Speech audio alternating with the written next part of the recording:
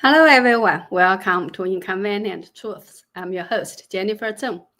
We've been talking about the issue of Xi Jinping losing power for quite some time now. Yesterday, June 30th, that rumor was finally half confirmed by the CCP's official channels. Some commentators even say that this date might one day be remembered as historic, a turning point when the CCP's political system officially fractured. What direction will things take next?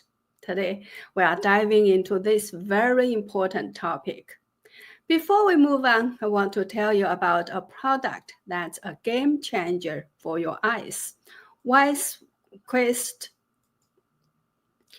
eye patches. Let's face it. Modern life means staring at phones and computers all day. 6 hours of screen time is basically normal now.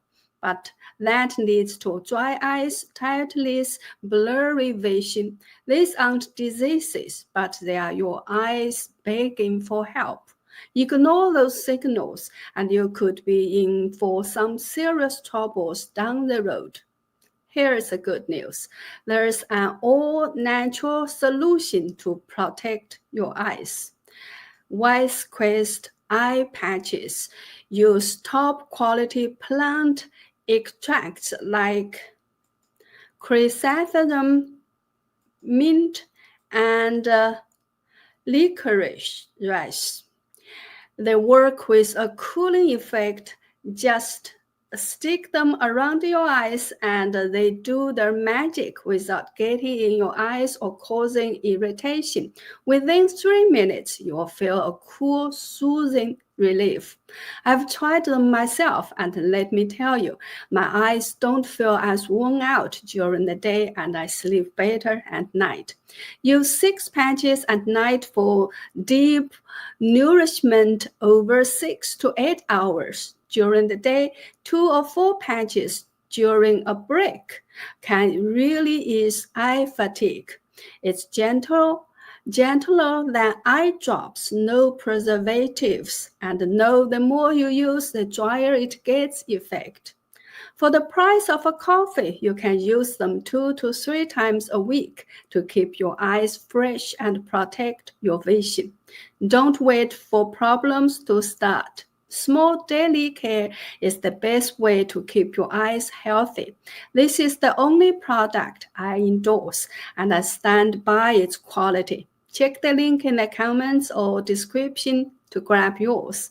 Your purchase and shares don't just help your eyes, they support me in bringing you more inconvenient truths. Thanks everyone. Now, let's jump into today's topic. We know that by your practice, the CCP's highest decision-making body, the Politburo, holds a meeting every month to discuss major current affairs. However, amid widespread rumors that Xi Jinping was losing power, the CCP failed to release any statement about a May Politburo meeting. Just as people began wondering if the June meeting would also go unreported, a shocking piece of news suddenly dropped from Xinhua News Agency on the last day of June.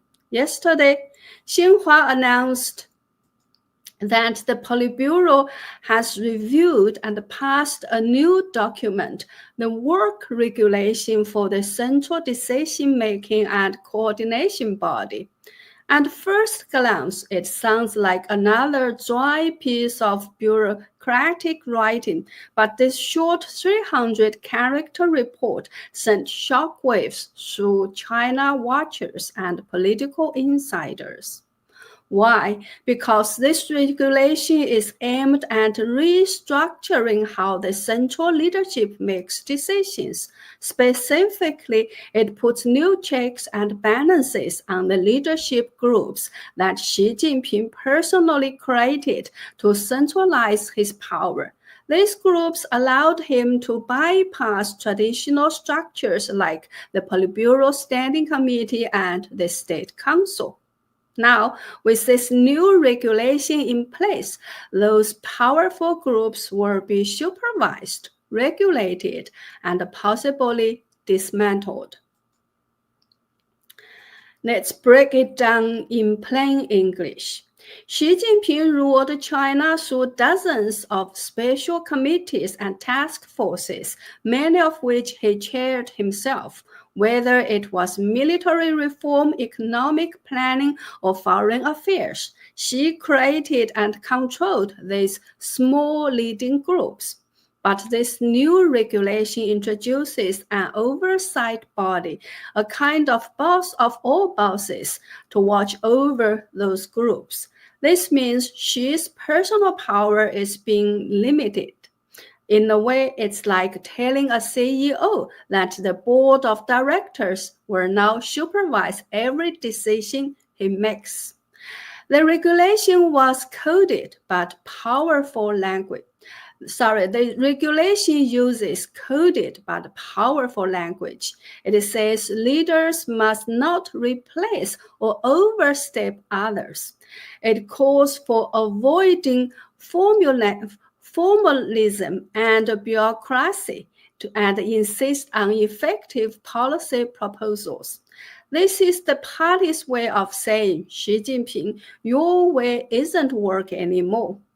There's more. The timing of this announcement is super suspicious. It came right before July 1st, the CCP's big birthday bash. And today, on the CCP's 104th anniversary, the party's magazine 求是 published an article with Xi's old speeches about unity. But there's the weird part. It didn't mention Xi as the core of the party, something they always do. Instead, it talked about uniting around the party as a whole. That's a subtle but massive diss. It's like saying, we are all in this together without you, Xi Jinping. Let's take a step back and look at the broader pattern.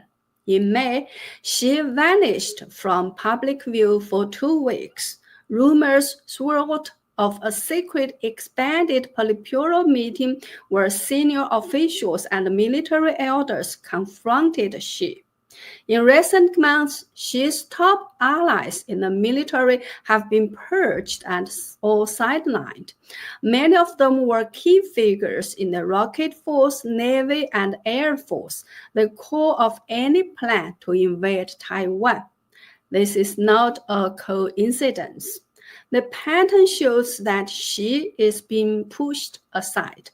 Publicly, he's still hosting meetings, but real power may now lie with a coalition of party elders and military leaders like General Zhang Youxia. Now comes the key question. With Xi losing power, does this mean the CCP is no longer a threat to Taiwan? The short answer is don't count on it. Even though Xi made the most noisy about taking Taiwan, the desire to conquer Taiwan is not his alone. It's a long-standing goal of the CCP. In fact, one of the main reasons Xi was granted a 3rd term was because he promised to settle the Taiwan issue once and for all. He vowed to do it during his term. So even if he's been sidelined, that promise still stands. And whoever replaces Xi or rises above him may feel pressured to fulfill it. Why?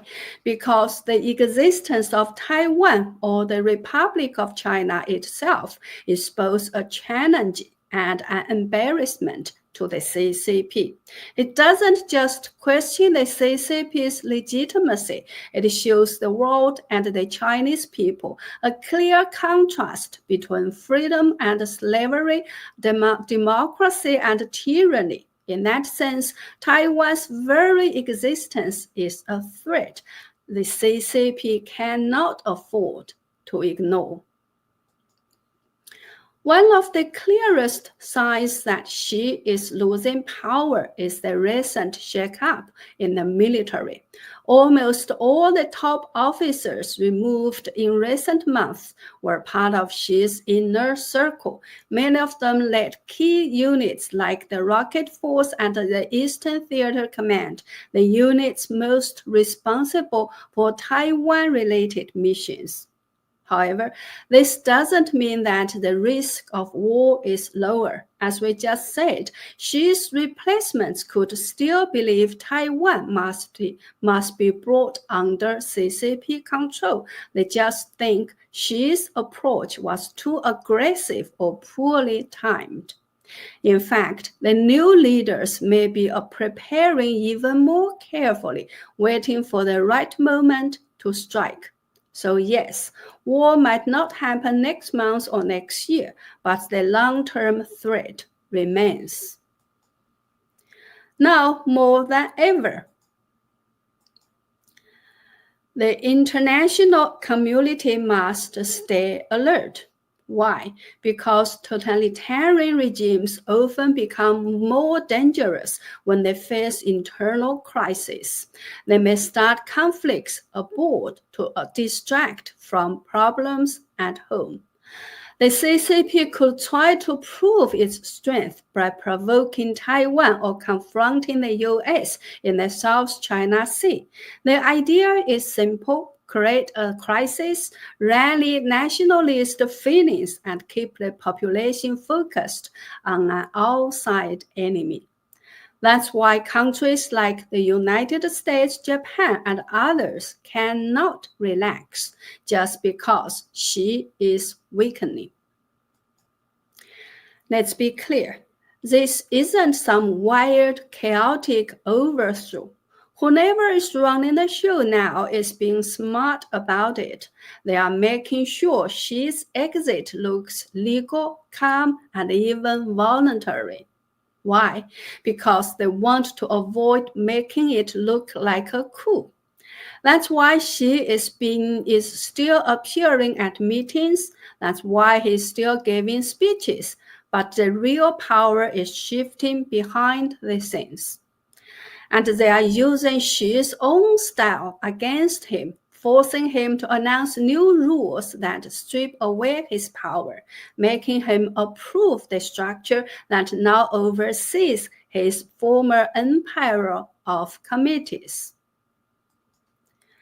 This moment is about more than just one man. It's about the CCP rebalancing itself after a decade of extreme centralization. It's about party elders and generals deciding that Xi has become a liability. And it's about ensuring that no one leader ever becomes too powerful again. But it's also about Taiwan, because the promise to take Taiwan has become deeply tied to the party's sense of legitimacy. They still see the island as unfinished business, a symbol of the CCP's ability to fully control China. That means the threat to Taiwan is not over. In some ways, it may just be entering a new phase. So where's this all heading? The CCP's next big meeting, the fourth plenum, is supposed to happen soon, maybe in fall of this year. That's when we might see more clues about who is really in charge. Some say Xi could be pushed out or reduced to a figurehead like a mascot with no real power. Others think the elders are setting up a new system to share power, kind of like how things were before Xi took over. Xi Jinping might be fading from the spotlight, but the system he worked for and the goals he pursued are still very much alive. The dream of taking Taiwan did not start with Xi, and it will not end with him. The international community must understand this clearly. Xi's fall does not mean the CCP will abandon its most dangerous ambitions. If anything, the party may now feel even more urgency to prove its strength. Well, that's all for today. Drop your thoughts in the comments and don't forget to like and subscribe for more deep dives. If you could, please visit my website at jenniferzengblog.com to sign up for a membership and make a donation, or become a subscriber to my X account. As a member or subscriber, you'll get early access to exclusive scripts that are only available to members and subscribers. Thank you. See you next time.